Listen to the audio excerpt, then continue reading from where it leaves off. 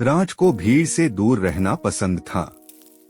शहर की चकाचौंध, रिश्तों का दिखावा और हर बात में दखल, उससे ये सब नहीं सहा जाता था। एक दिन वो सब कुछ छोड़कर एक वीरान हिल स्टेशन चला गया। नाम था कन्हार घाट, जहाँ लोग कम जाते थे क्योंकि कहा जाता था वहाँ कोई और भी रहता है जो दिखता नहीं मगर महसूस होता है। राज को एक पुराना लकड़ी का घर किराए पर मिल गया जो घने जंगलों के बीच था। सुकून तो था, पर पहले दिन से ही अजीब चीजें होने लगी। रात को किसी के कदमों की आहट, एक और मग में चाय बनी हुई मिलती, तकिए के नीचे रखा हुआ गुला। पहले लगा भ्रम है, मगर एक रात वो सपने में उसी लड़की को देखता है।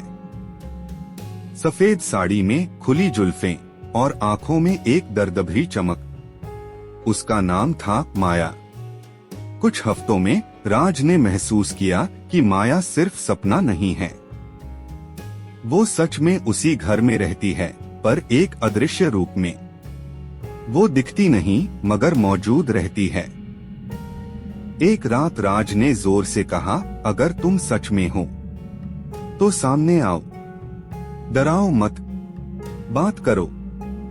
धीरे धीरे ठंडी हवा चली और राज ने पहली बार उसे आंखों से देखा।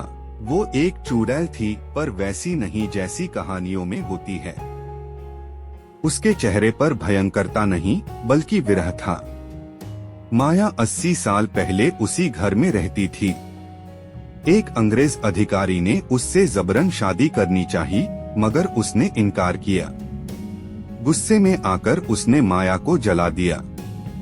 मरने से पहले माया ने व्रत लिया, जब तक कोई मेरी आत्मा को बिना डर के अपनाएगा नहीं, मैं इसी जंगल में भटकी रहूंगी।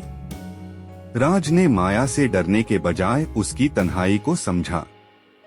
हर रात वो उससे बात करता, उसके पसंद के फूल लाता और उसे इंसान की तरह समझता।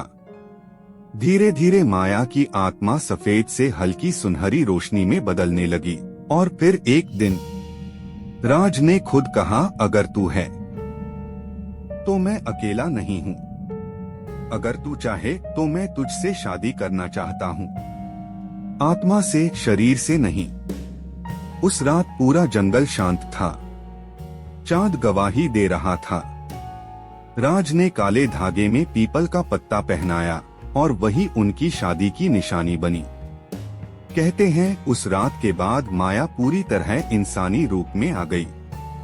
वो दिन में दिखाई नहीं देती थी, मगर राज के साथ रहती थी जीवन भर।